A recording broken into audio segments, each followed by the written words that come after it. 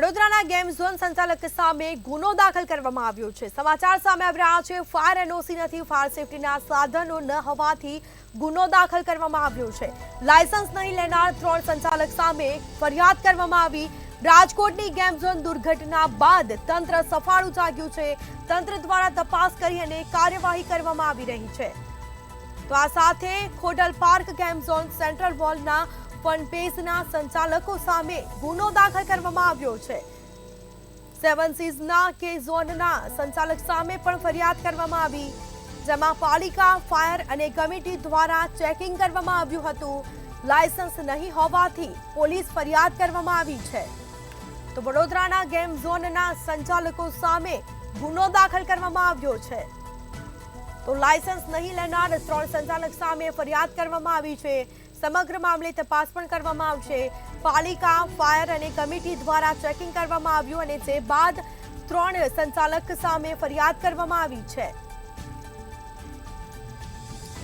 તો વધુ વિગતો સાથે સંવાદદાતા નિલેશ બ્રહ્મભટ્ટ ફોન લાઈન પર જોડાઈ ગયા છે। જી, રાજકોટમાં જે દુર્ઘટના બની અને તે બાદ વડોદરાનું તંત્ર સફાળું જાગ્યું છે અને હાલ કાર્યવાહી કરી રહ્યું છે। ગેમ ઝોનના જે સંચાલકો છે તેમની સામે ગુનો દાખલ કરવામાં આવી રહ્યો છે। શું માહિતી? જી સ્મિતા, રાજકોટની ગેમ ઝોન આગ દુર્ઘટના બાદ વડોદરા મહાનગરપાલિકા હરકતમાં આવી હતી અને વડોદરા મહાનગરપાલિકાએ સૌ પ્રથમ તો તમામ ગેમ ઝોન બંધ કરાવી દીધા હતા અને ગેમ ઝોનની સાથે સાથે હોસ્પિટલ, કોમ્પ્લેક્સ, ક્લાસીસ તમામનું નિરીક્ષણ કરી અને 800 થી વધુ મિલકતો સીલ કરી હતી અને ત્યારબાદ વડોદરા શહેરમાં એક હોવાપો જેવું પણ થયું હતું કે અમને અમારી ગાઈડલાઈન જ નથી ખબર, એટલે વડોદરા મહાનગરપાલિકાના કાર્યદક્ષ કમિશનરે એક સિંગલ વિન્ડો રાખી હતી અને ત્યાં આગળ તમામ માહિતી આપવામાં આવી રહી હતી। ત્યારે કમાટી બાગના Khodal park game zone, central મોલના ફનપેજ અને સેવન સીઝના કે ઝોનના સંચાલકો વિરુદ્ધ હવે લાયસન્સ નહીં લીધું હોવાની ફરિયાદ નોંધવામાં આવી છે। પાલિકા, ફાયર અને એક કમિટી દ્વારા ચેકિંગ કર્યા બાદ આ સમગ્ર વિગત બહાર આવતા હવે આ 3 ગેમ ઝોન સામે ફરિયાદ નોંધી અને પોલીસે ગુનો પણ દાખલ કરી દીધો છે।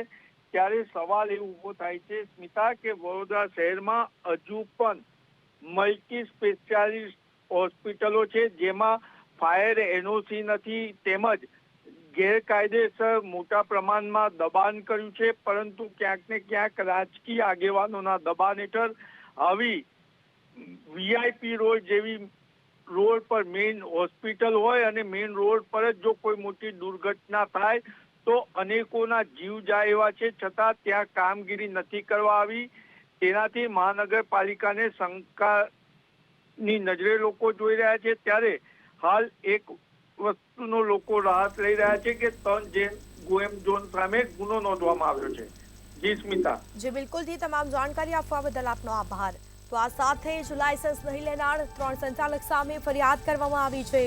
સમગ્ર મામલે તપાસ પણ હાથ ધરવામાં આવી છે।